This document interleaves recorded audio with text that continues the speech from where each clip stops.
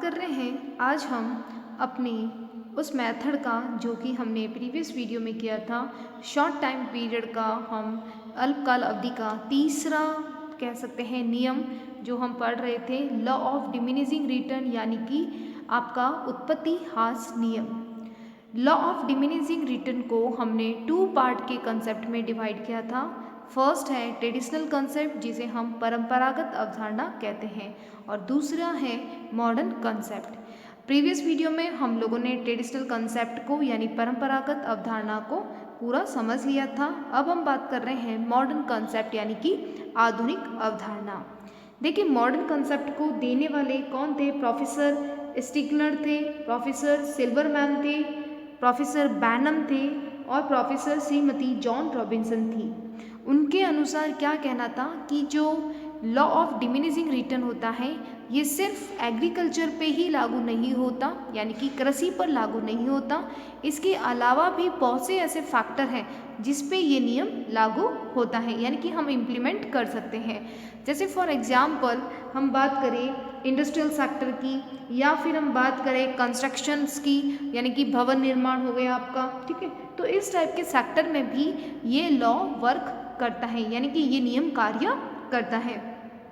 चलिए बात करते हैं कि ये क्या कंसेप्ट कहता है। इसे हम मॉडर्न कंसेप्ट यानी कि आधुनिक अवधारणा, और साथ ही हम इसे लॉ ऑफ वेरिएबल प्रोपोर्शन यानी कि परिवर्तनशील अनुपातों का नियम भी कहते हैं।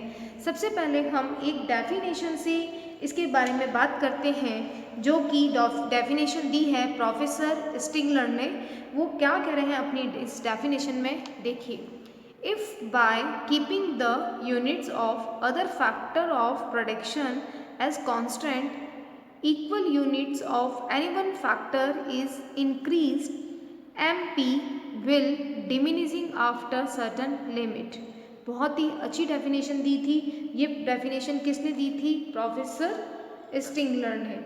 ये इस डेफिनेशन में इन्होंने बिल्कुल ही क्लियर कह दिया था कि साफ शब्दों में बता दिया था कि यदि उत्पत्ति के अन्य साधनों की इकाइयों को स्थिर रखकर और किसी एक साधन की समान इकाइयों को बढ़ाया जाए, यानी कि हम कुछ फैक्टर को क्या रख रहे हैं? कांस्टेंट रख रहे हैं, और कुछ फैक्टर को हम क्या कर रहे हैं? बढ़ा रहे हैं, ठीक है।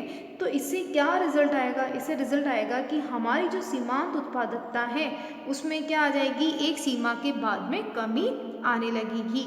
ये डेफिनेशन दी थी प्रोफेसर स्टिग्लर ने। आपको ध्यान रखना है कि कोई भी आंसर आप जब स्टार्ट करें तो उसका जो आंसर है वो एक डेफिनेशन से होनी जरूरी है, राइट। तो इस डेफिनेशन में कहा कि अगर हम कुछ फैक्टर को, कुछ साधन को कांस्टेंट रखकर और हम कुछ फैक्टर को क्या कर रहे हैं? इंक्रीज कर रहे हैं, तो एक पॉइंट के बाद, एक क्या कह सकते हैं? सर्टन लिमिट के बाद हमारा जो एमपी है यानी कि सीमांत उत्पादकता, मार्जिनल प्रोडक्टिविटी, वो क्या हो जाएगी? कमी, यानी कि डिमिनिशिंग, या उसमें कमी आने लगेगी। चलिए बात करते हैं इसके मेन कंसेप्ट की कि ये मेन कंसेप्ट है क्या। सिंपल है कि total production increase at high rate, जब कुल उत्पादन आपका बहुत उच्च दर से बढ़ता है, यानी टोटल जो प्रोडक्शन है वो इंक्रीज हो रहा है कौन सी रेट से? उच्च दर यानी हाई रेट से। इसका रिजल्ट क्या आएगा कि इसमें जो आपका एवरेज प्रोडक्शन है, औसत उत्पादन ऑल्सो इंक्रीज, यानी कि जो औसत उत्पादन है वो भी बढ़ेगा। देखिए, टोटल प्रोडक्शन इंक्रीज हो रहा है एट हाई रेट से, यानी कि कुल उत्पादन में वृद्धि हो रही है उच्च दर से, जिससे औसत उत्पादन भी बढ़ेगा।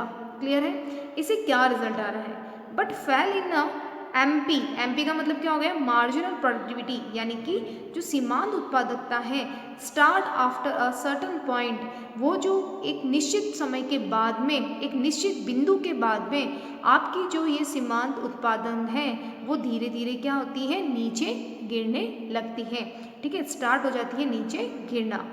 देन इससे क्या होगा कि total production increase at a diminishing rate, इससे होगा कि कुल उत्पादन में जो वृद्धि हो रही थी वो अब डिमिनिजिंग यानी घटती दर से होगा।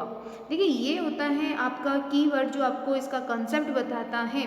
आपको ये बिल्कुल आप इसको सर्कल के रूप में यानी कि आप सर्कल बनाकर भी इसको बता सकते हैं कि ये इसका कॉन्सेप्ट है। जैसे टीपी आपका टोटल प्रोडक्शन है वो इंक्रीज हो रहा है हाई रेट से, जिससे रिजल्ट आ रहा है कि एवरेज प्रोडक्शन भी इंक्रीज हो रहा है। लेकिन एक पॉइंट के बाद में जो मार्जिनल प्रोडक्टिविटी होती है वो क्या होती है, नीचे गिरना स्टार्ट हो जाती है। और इसके नीचे गिरने की वजह से जो कुल उत्पादन होता है, जो टीपी है टोटल प्रोडक्शन, वो इंक्रीज तो होता है बट किससे रेट से, डिमिनिजिंग रेट से यानी घटती दर से। ये आपको याद रखना है। इसके साथ ही आपको कुछ फॉर्मूले याद रखने हैं, जैसे टोटल प्रोडक्शन कैसे निकालते हैं। टोटल प्रोडक्शन का निकालने का क्या फॉर्मूला है कि हम मार्जिनल प्रोडक्टिविटी को क्या करते हैं, ऐड करते रहते हैं, तो ये टोटल प्रोडक्शन निकालते हैं। उसी तरह से मार्जिनल प्रोडक्टिविटी कैसे निकालोगे, उसमें आपको फॉर्मूला क्या लर्न करवाया था कि change in total production upon change in factor, या कह सकते हैं change in quantity of factor. ठीक है, तो वो फॉर्मूला आपको याद रखना है। एवरेज प्रोडक्शन का फॉर्मूला क्या होता है, टोटल प्रोडक्शन अपॉन जो फैक्टर है उनको डिवाइड करना है। तो ये आपको फॉर्मूले तीनों लर्न करने हैं जो आपको लिखना है। प्रीवियस वीडियो में हमने इस तीनों फॉर्मूलों से टेबल बनाई थी, उसी को आपको अच्छे से लर्न करना है उस टेबल को, राइट। बात करते हैं इसमें, जब आपको मॉडर्न कंसेप्ट पूछे या क्वेश्चन में डायरेक्ट पूछ रहा है 7 मार्क्स में कि लॉ ऑफ वेरिएबल प्रोपोर्शन यानी कि परिवर्तनशील अनुपातों का नियम समझाइए, तो आपकी ये टेबल बनाएगी जिसमें हम तीनों स्टेज बताएंगे कि कैसे इंक्रीजिंग रेट पे होता है, कैसे कांस्टेंट होता है और कैसे डिमिनिजिंग होता है या नेगेटिव होता है। तो ये आपका कह सकते हैं कंसेप्ट है वो लिखा जाएगा। चलिए बात करते हैं इस टेबल की। देखिए एक टेबल बनाई है जिसमें यूनिट ऑफ लेबर लिया है 1 से लेकर हमने 12 तक यूनिट ली है। उसी के साथ में टोटल प्रोडक्शन लिया है। टोटल प्रोडक्शन को हमने जो 5th यूनिट है यानी कि ये 5th यूनिट है वहाँ तक हमने इंक्रीजिंग रेट से लिया है, यानी कि यहाँ तक हमने क्या लिया है, इंक्रीजिंग रेट से। फिर हमने यहाँ तक आपके कह सकते हैं कांस्टेंट रेट से लिया है, कहाँ तक, 9th यूनिट तक। आपने देखा कि 9 तक आपका कांस्टेंट है और 10 क्या आ रहा है, इक्वल आ रहा है। और जबकि 11 12 क्या आ रहा है, आपकी कह सकते हैं 11वीं, और जो है 11 के बाद हम कह सकते हैं जो टोटल प्रोडक्शन में धीरे धीरे क्या हो रही है, 11 के बाद में कमी हो रही है। 12 में आपने देखा होगा कि 12 में क्या हो रहा है, 45 से 43। चलिए इस टेबल को समझते हैं। सबसे पहले हमने कुल उत्पादन लिया है। कुल उत्पादन के लिए हमने कुछ कह सकते हैं, आप भी ले सकते हैं इसको इंक्रीजिंग रेट से लेना है। जैसे 4 और 11 का जो डिफरेंस रखेंगे उससे ज़्यादा आपको 11 और 19 में हमने डिफरेंस रखा है, फिर 19 से 28 में और 28 से 35 में। क्लियर है। तो इसके अलावा भी आप टेबल बना सकते हैं, पर आपको इंक्रीजिंग रेट लेना है। एवरेज प्रोडक्शन आपको निकालना आना चाहिए। एवरेज प्रोडक्शन का फॉर्मूला क्या होता है, चेंज इन प्रोडक्शन अपॉन कर सकते हैं quantity of factor. Marginal production का फॉर्मूला क्या होता है, change in total production upon change in जो आपका फैक्टर है उसमें चेंजेस। क्लियर है। इस टेबल में देखिए, इस टेबल में आप देखिए इंक्रीजिंग रेट से जब हमने टोटल प्रोडक्शन बढ़ रहा था तब आपने देखा होगा जो एवरेज प्रोडक्शन है यानी कि कुल उत्पादन है वो भी क्या हो रहा है, वो भी बढ़ रहा है, और आपका जो मार्जिनल प्रोडक्शन है वो भी क्या हो रहा है, बढ़ रहा है। तो इसका मतलब ये है कि इस 5th यूनिट में आप देखिए जहाँ पे MP और आपका AP दोनों क्या हो रहा है, इक्वल हो रहा है, यानी कि 5th यूनिट पर आपका यहाँ पे औसत उत्पादन और मार्जिनल उत्पादन दोनों क्या है, बराबर है। तो फर्स्ट स्टेज ये कहता है कि जब कुल उत्पादन में जो वृद्धि है यानी कि जो टोटल प्रोडक्शन इंक्रीज हो रहा है वो हायर इंक्रीज रेट से हो रहा है। ठीक है, तो जिससे कहाँ तक लेना है, जहाँ पे हमारा MP और AP ये दोनों इक्वल नहीं हो जाता वहाँ तक हमारा फर्स्ट स्टेज होता है। क्लियर है आपको। यानी कि हम कह सकते हैं कि जैसे जैसे हम लेबर और कैपिटल की यूनिट्स को बढ़ाएंगे वैसे वैसे आप जानते हैं कि हमारी जो फिक्स एसेट्स होती हैं, जैसे हम बात करें मशीन हो गया, बिल्डिंग हो गया, उसका भी यूज़ ज़्यादा होने लगता है, जिसके कारण से आपका टोटल प्रोडक्शन भी बढ़ता है, साथ एवरेज प्रोडक्शन और मार्जिनल प्रोडक्शन ये दोनों भी बढ़ते हैं। जो ये फर्स्ट स्टेज है, यानी कि टोटल प्रोडक्शन में बढ़ती दर से प्रोडक्शन हो रहा है, इंक्रीजिंग रेट से आपका टोटल प्रोडक्शन बढ़ रहा है। ठीक है, इससे क्या होगा कि MP भी बढ़ता हुआ होगा, यानी कि जो एवरेज आपका मार्जिनल प्रोडक्शन है वो भी बढ़ेगा। क्लियर है? इसमें आपने देखा कि ये दोनों क्या हो रहे हैं, इक्वल हो रहे हैं 5th यूनिट पे, जहाँ पे एवरेज प्रोडक्शन और मार्जिनल प्रोडक्शन दोनों एक समान हो रहे हैं और ये 5th यूनिट तक हो रहा है। इसमें हम कह सकते हैं प्रोडक्शन को जो प्रोड्यूसर होता है, उत्पादन करता, उसको अपने उत्पादन को नहीं रोकना चाहिए, उसे उत्पादन करते रहना चाहिए, क्योंकि दोनों ही इक्वल आ रही हैं। बात करते हैं सेकंड की। सेकंड में आपने देखा कि जो टोटल प्रोडक्शन है वो क्या हो रहा है, घटती दर से बढ़ रहा है। घटती दर से यानी बढ़ तो रहा है 40 से 43, 45, ठीक है, 46, लेकिन ये एक डिमिनिशिंग रेट से बढ़ता है। जहाँ पे आपने देखा होगा कि जो एवरेज प्रोडक्शन है और जो मार्जिनल प्रोडक्शन है, ये दोनों भी क्या हो रहे हैं, डाउन हो रहे हैं। जैसे आपने देखा होगा 6.67, 6.15, 5.16, 5.11, ठीक है। यहाँ पे आपने देखा होगा मार्जिन प्रोडक्शन को 3 से 2, 2 से 1, तो ये क्या हो रहा है, कम हो रहा है। यानी कि आप यहाँ पे ये भी लिख सकते हैं कि 5th यूनिट तक तो आप कह सकते हैं ये कैसे बढ़ रहा है, प्रोडक्शन इंक्रीजिंग रेट से, यानी कि वृद्धि दर से बढ़ रहा है। क्लियर है आपको? और यहाँ पे ये क्या हो रहा है, ये बढ़ रहा है आपका टोटल प्रोडक्शन डिमिनिशिंग रेट से। डिमिनिशिंग रेट का मतलब हो गया घटती हुई दर से, और घटती दर से जब प्रोडक्शन बढ़ता है तो जो आपका एवरेज प्रोडक्शन है और मार्जिनल प्रोडक्शन है उसमें भी क्या आती है, कमी आती है। क्लियर है आपको? सेकंड स्टेज आपका वहाँ फिनिश होगा जहाँ पे आपका टोटल प्रोडक्शन अपने हाईएस्ट पॉइंट पे आ जाता है 46 पे, और ध्यान रखिएगा जो मार्जिनल प्रोडक्शन है वो आ जाता है 0 पे। ठीक है, तो ये सेकंड स्टेज कहाँ पे होगा, फर्स्ट स्टेज 5th यूनिट तक आपका फिनिश हो गया था, 5th यूनिट पे फर्स्ट स्टेज, और सेकंड चालू हो जाता है 6 से लेकर आपका 10 तक। 6 से लेकर 10 में क्या है कि जहाँ कहाँ फिनिश होगी ये सेकंड स्टेज, जहाँ पे टोटल प्रोडक्शन अपने हाईएस्ट पॉइंट यानी मैक्सिमम पॉइंट पे आ जाता है, उच्चतम बिंदु पे, और वहाँ पे हमारा जो मार्जिनल प्रोडक्टिविटी होती है वो क्या आ जाती है, 0 पे आ जाती है। तो ये आपका सेकंड स्टेज है। यानी कि कोई भी साधन या जो फैक्टर है वो ऐसा नहीं है कि वो फ्री है, उसका पूरा का पूरा हमने यूज़ लिया है। ठीक है, यानी कि अनयूटिलाइज्ड यहाँ पे कुछ भी नहीं रहता है, इसीलिए मार्जिनल प्रोडक्शन क्या आ रहा है, 0, और टोटल प्रोडक्शन आ रहा है हाईएस्ट पॉइंट पे। ये सबसे इंपॉर्टेंट लाइन है, ध्यान रखिएगा कि ये जो 10th यूनिट पे 10वीं आप कह सकते हैं 10वीं इकाई पे कुल उत्पादन अपने उच्चतम बिंदु पे, और आपका जो मार्जिनल प्रोडक्शन है यानी सीमांत उत्पादन वो 0 पॉइंट पे आ जाता है। तो यहाँ पे ये सेकंड स्टेज फिनिश हो रहा है।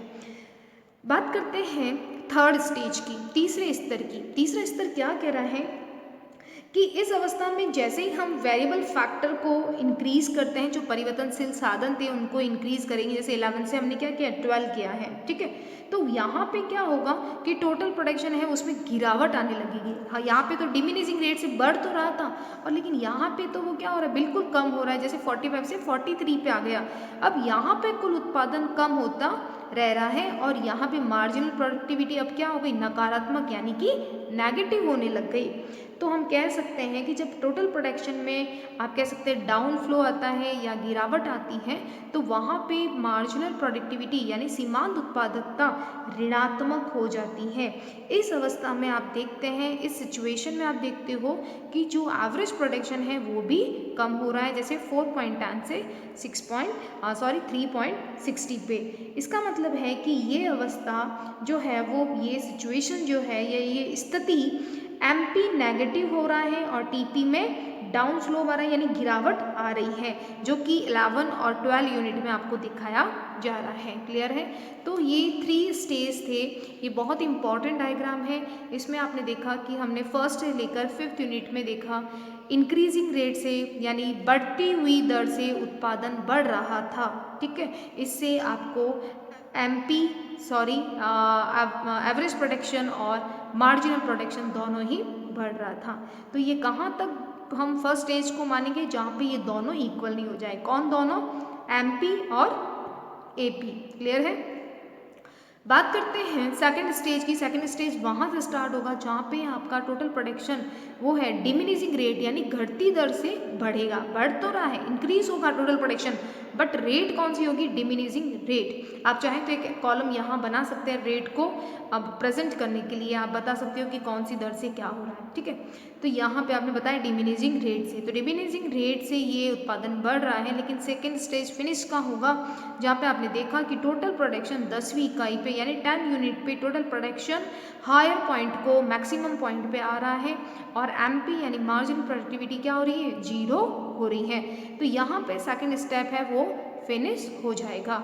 और थर्ड स्टेज में बताना है कि जैसे ही हम एक्स्ट्रा वेरिएबल फैक्टर को यूज़ करते हैं, परिवर्तनशील साधन लेबर को जैसे ही मैं बढ़ा रही हैं 11 से 12 करते हैं, तो कुल उत्पादन क्या हो रहा है, कम हो रहा है, यानी टोटल प्रोडक्शन डिक्रीज हो रहा है। तो इसका रिजल्ट क्या आएगा, इसका रिजल्ट आएगा कि आपका जो ये सीमांत उत्पादन है, मार्जिनल प्रोडक्टिविटी है, वो भी नेगेटिव हो रही है, जैसे -1 -2।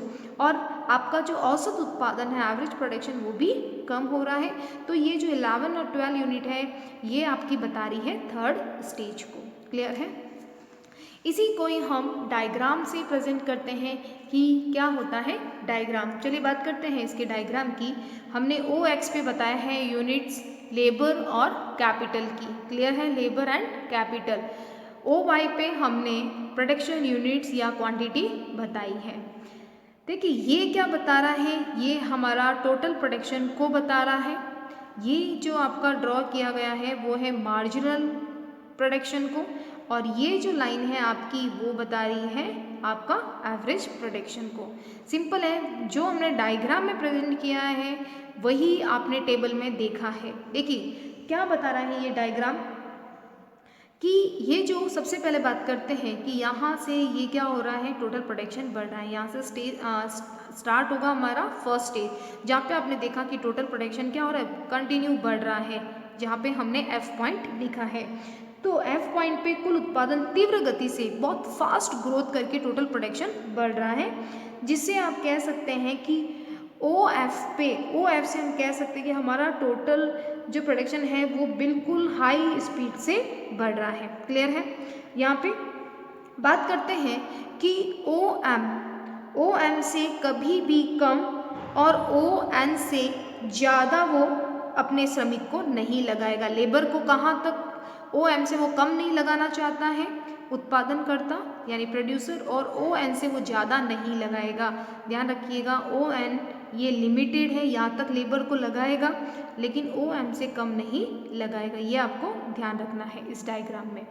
क्लियर है। इसके साथ ही बात करते हैं कि देखिए A पॉइंट हमने जो ये बनाई आपकी मार्जिनल प्रोडक्टिविटी यानी कि सीमांत उत्पादकता, तो ये सीमांत उत्पादकता आपकी क्या शो कर रही है, A पॉइंट ये हाईएस्ट मार्जिनल प्रोडक्टिविटी आपको प्रेजेंट कर रही है। क्लियर है। फर्स्ट स्टेज हमारा कहाँ फिनिश होगा, जहाँ पे आपका मार्जिनल प्रोडक्टिविटी और एवरेज प्रोडक्टिविटी दोनों क्या हो रही है, दोनों बराबर हो रही है। जो आपने टेबल में देखा 7 बराबर 7 आ रहा था, तो ये कहाँ पे आ रही है, ये B पॉइंट पे आ रही है। क्लियर है। तो ये फर्स्ट स्टेज था जो कि यहाँ पे फिनिश हो गया है। क्लियर है। सेकेंड स्टेज में यहाँ से स्टार्ट होगा जहाँ पे दोनों बराबर हो गई, वहाँ सेकेंड स्टेज फिनिश कहाँ पे होगा, जब आपने देखा कि आपका टोटल प्रोडक्शन यानी C पॉइंट पे टोटल प्रोडक्शन हाईएस्ट हो रहा है और मार्जिनल प्रोडक्टिविटी आपने देखा ये 0 पे आ रही है, टच कर रही है। तो ये होता है आपका सेकेंड स्टेज की लाइन, यानी कि आपका टोटल प्रोडक्शन तो क्या हो रहा है, हाईएस्ट पॉइंट पे, और MP आपकी बराबर हो रही है 0 पे। क्लियर है। तो ये सेकेंड स्टेज आपका यहाँ फिनिश हो रहा है। जो ये पॉइंट है C, जो ये क्या बताता है, the stage of economic productivity यानी कि आर्थिक उत्पादन की अवस्था। यहाँ तक एक जो प्रोड्यूसर होगा वो अपना उत्पादन जारी रखेगा, यानी कि जो प्रोडक्शन है वो करना पसंद करेगा। क्लियर है। सेकेंड स्टेज का ध्यान रखना है बहुत ज़्यादा कि जहाँ टोटल प्रोडक्शन अपने हाईएस्ट पॉइंट पे और MP अपने नेगेटिव पॉइंट पे यानी कि 0 पॉइंट पे आ जाती है, यानी OX को टच कर रही है, तो ये 0 हो गया इसका। क्लियर है। अब यहाँ से हम बात कर रहे हैं थर्ड स्टेज की, जिसमें आपने देखा कि हमने जैसे ही लेबर को बढ़ाया ओ एन के बाद जैसे ही हमने बढ़ाया लेबर को, तो अब क्या हो रहा है, टोटल प्रोडक्शन में डिक्रीज, यानी टोटल प्रोडक्शन क्या और नीचे गिरने लग गया है। और नीचे गिरने पर आपने देखा जो ये मार्जिनल प्रोडक्शन होता है वो ओ एक्स से नीचे यानी कि नेगेटिव आने लग गई है। तो ये तीनों स्टेज है। फर्स्ट स्टेज आपका 1st to 5th यूनिट तक चला था। सेकेंड स्टेज आपका 6 to हमने 10 तक किया था, और 11 to 12 आपका थर्ड स्टेज था जो हमने टेबल प्रेजेंट की थी। आपने देखा 1st to 5th आपका क्या चला था, first stage, second stage 6 to लेकर 10 तक, और 11-12 था आपका थर्ड स्टेज, और उसी को ही हमने डायग्राम में प्रेजेंट किया है। नॉर्मली डायग्राम बनाना है, एफ आपको इंक्रीजिंग का बताना है, ए पॉइंट हमने बताया कि आपका जो ये हाईएस्ट पॉइंट है किसका, एमपी का, जो सीमांत उत्पादकता है, मार्जिनल प्रोडक्टिविटी। बी पॉइंट बता रहा है जहाँ पे क्या हो रहा है कि ये ए बी और एमपी दोनों बराबर हो रहे हैं, किस पॉइंट पे, बी पॉइंट पे। क्लियर है, तो बी पॉइंट पे ये दोनों बराबर हो रहे हैं, तो फर्स्ट स्टेज फिनिश हो गया। ये जो सी पॉइंट है ये बता रहा है हाईएस्ट टोटल प्रोडक्शन का जो उच्चतम बिंदु है उसे, और ये आपका एन पॉइंट क्या बता रहा है, ये बता रहा है आपका मार्जिनल प्रोडक्टिविटी 0 का। तो सेकंड स्टेज यहाँ फिनिश हो गई। थर्ड स्टेज कहाँ पे होगी, जहाँ टोटल प्रोडक्शन डिक्रीज और आपका एमपी क्या हो रहा है, नेगेटिव हो रहा है। ये आपको बहुत ही अच्छे से डायग्राम बनाना है अपनी नोटबुक में। आगे बात करते हैं कुछ इंपॉर्टेंट फैक्टर की, कि आपने देखा होगा कि हमने साथ ही साथ कॉस्ट की भी बात की थी। तो यहाँ पे जो कॉस्ट होगी वो आपने देखा है इंक्रीजिंग होगी, जिसकी हमने प्रीवियस वीडियो में बात भी की थी। तो law of diminishing return and cost, cost आपका साथ चलेगा, उत्पत्ति ह्रास नियम है लागत, ठीक है। तो इसको हम क्या कह सकते हैं, लॉ ऑफ वेरिएबल कॉस्ट, परिवर्तनशील लागत का नियम, या लॉ ऑफ इंक्रीजिंग कॉस्ट, लागत वृद्धि नियम, क्योंकि यहाँ पे कॉस्ट क्या होगी, बढ़ेगी। आपने देखा कि हमने फैक्टर को बढ़ाया लेकिन हमारा प्रोडक्शन नहीं बढ़ेगा। जब आप लेबर को ला रहे हो, कैपिटल को ला रहे हो, लेकिन आपका प्रोडक्शन नहीं बढ़ रहा, उत्पादन नहीं बढ़ रहा, तो उत्पादन नहीं बढ़ेगा तो आपकी जो लागत होगी, कॉस्ट होगी, वो तो ज़्यादा आएगी, क्योंकि लेबर को भी आप पे करोगे, कैपिटल पे आप इंटरेस्ट पे करोगे, तो वो कॉस्ट को क्या करेगा, बढ़ाएगा, ठीक है। तो ये कॉस्ट का डायग्राम भी इस क्वेश्चन के साथ बनेगा। ओ एक्स पे हमने यूनिट ऑफ प्रोडक्शन बताया है, ओ वाई पे हमने एवरेज कॉस्ट और मार्जिनल कॉस्ट को प्रेजेंट किया है। आपने देखा होगा कि हमने इस डायग्राम में पहले आपका AC और फिर MC, AC को उसके मिड पॉइंट पे काटते हुए ऊपर बढ़ रहा है, पहले AC और फिर आपका जो MC है, MC कर्व उसके मिड पॉइंट पे काटते हुए ऊपर की तरफ बढ़ रहा है, और इसका हमने नाम रखा है K, ठीक है। देखिए स्टार्टिंग में जब हम प्रोडक्शन स्टार्ट करते हैं तो हमारी कॉस्ट क्या हो रही है, नीचे की तरफ आ रही है, यानी कॉस्ट क्या होती है, कम होती है, क्योंकि प्रोडक्शन बढ़ता है तो बेनिफिट होता ही है। लेकिन एक पॉइंट के बाद जब आप प्रोडक्शन को कंटिन्यू रखते हो तो क्या होता है, कंटिन्यू रखने पर आपकी कॉस्ट क्या होगी, ज़्यादा होने लगेगी। इसी को ही हम देखिए, इसको हमने बताया के पॉइंट को एक्सप्लेन करना है, क्योंकि के पॉइंट वहाँ, यानी कि हम कह सकते हैं कि AC and MC both start increasing after point K and that is called law of increasing cost, यानी कि K बिंदु के बाद में ये जो इंटरसेक्ट हो रही है, K बिंदु के बाद MC भी बढ़ रही है, मार्जिनल कॉस्ट और एवरेज कॉस्ट भी बढ़ रही है, तो ये इसको क्या कहेंगे, लॉ ऑफ इंक्रीजिंग कॉस्ट, यानी कि लागत वृद्धि नियम कहेंगे। तो ये एक्सप्लेन भी करना है साथ में आपको कॉस्ट के बारे में, क्लियर है आपको। साथ ही इसकी कुछ मान्यताएं और कुछ इंपॉर्टेंट का भी हम डिस्कस कर लेते हैं। देखिए इसकी एजम्पशन देखिए, सबसे पहले sources of production are limited, यानी कि जो उत्पादन के साधन होते हैं वो सभी क्या होते हैं, लिमिटेड होते हैं, क्योंकि लिमिटेड साधन का जब आप प्रयोग करोगे तभी आपको क्या मिलेगा, या कह सकते हैं स्कार्सिटी होती है, दुर्लभ भी होते हैं आपके sources. This law is related of the physical quantity of the commodities and not with its price, यानी सिंपल है कि ये जो आप कह सकते हैं, ये जो आप कमोडिटीज़ है, ठीक है, तो यानी कि ये नियम बताता है कि वस्तु की भौतिक मात्रा से है, न कि वस्तु की कीमत से। ये जो वस्तु की जो भौतिक मात्रा होगी उसी से ही संबंध बताया है, कीमत से नहीं। ये एजम्पशन है, बिल्कुल आपको लॉ ऑफ डिमिनिशिंग या लॉ ऑफ प्रोपोर्शनल, ठीक है, वेरिएबल प्रोपोर्शनल वाला जब क्वेश्चन आए तो उसमें एजम्पशन ये लिखनी है। ये जो एजम्पशन है वो स्पेशल किसके लिए है, लॉ ऑफ वेरिएबल प्रोपोर्शन के लिए, ठीक है, बात करते हैं थर्ड की, all unit of variable factor are homogeneous. Simple है कि जितने भी आप परिवर्तनशील साधन को प्रयोग कर रहे हो वो सभी एक समान है। होमोजेनियस का मतलब एक समान होना, ठीक है, मतलब वो दिखने में क्वांटिटी, साइज वगैरह सब में एक जैसा रहेंगे। This law will operate only when sufficient quantity of the variable factor have already been used. ये सबसे इम्पॉर्टेंट है, ये नियम बता रहा है कि ये नियम तभी लागू होगा जब आप परिवर्तनशील साधन की पर्याप्त मात्रा को क्या कर लोगे, सफिशिएंट क्वांटिटी का प्रयोग कर चुके होंगे। ये नियम क्या बताएगा कि आपने बिल्कुल जो पर्याप्त मात्रा है साधनों की, परिवर्तनशील साधनों की, उसका प्रयोग पूरा हो जाएगा, ठीक है, तभी ये नियम लागू होगा। No change in organisation, production, method of technology. ये सिंपल है, ये मोस्ट ऑफ एजम्पशन आती हैं कि आपके संगठन में परिवर्तन नहीं होना चाहिए, उत्पादन में नहीं आपका बदलाव आएगा, और ना ही आप जो तकनीक का विधि यूज़ कर रहे हो, तकनीकी विधि, उसमें परिवर्तन आएगा। इसके साथ और भी कुछ एजम्पशन हम मान सकते हैं कि यहाँ पे जो साधन होता है, सभी साधन को कुछ हम देखते हैं स्थिर मानते हैं। आपको पता है कुछ फैक्टर क्या होते हैं, कांस्टेंट होते हैं, क्योंकि शॉर्ट टाइम पीरियड में ये नियम बता रहा है, इसीलिए some factors are constant and some factor are variable. कुछ साधन स्थिर होते हैं और कुछ साधन परिवर्तनशील होते हैं, राइट। बात करते हैं इसके कुछ इम्पॉर्टेंट्स की, जो कि क्या बताएगा ये नियम क्यों इतना इम्पॉर्टेंट है, उसके बारे में हम बात कर लेते हैं कि ये नियम क्यों इम्पोर्टेंट है। सबसे पहला बात करते हैं फंडामेंटल लॉ ऑफ इकोनॉमिक्स, अर्थशास्त्र का एक आधारभूत नियम है।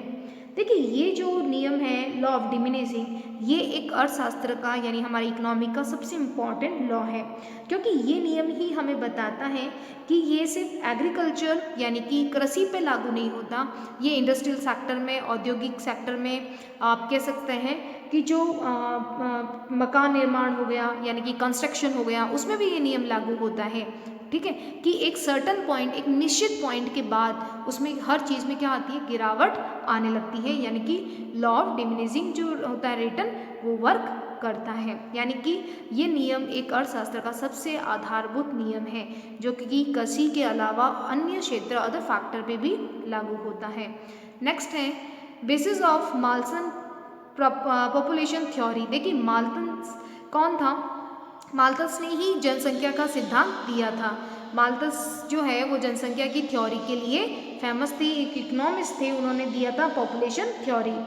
माल्थस की जो जनसंख्या सिद्धांत है उस पर भी ये बताया गया है कि जो पॉपुलेशन है वो ज़्यादा इंक्रीज होती है, पॉपुलेशन है वो क्या कर रही है, वो ज़्यादा इंक्रीज होती है, किसके कंपैरिजन में, कि अगर हम बात करें कि जैसे कोई फूड आइटम है यानी जो खाद्यान्न है, उसकी अपेक्षा जो पॉपुलेशन है वो ज़्यादा ग्रोथ करती है। क्लियर है आपको, यानी Malthus theory of population is based on this theory.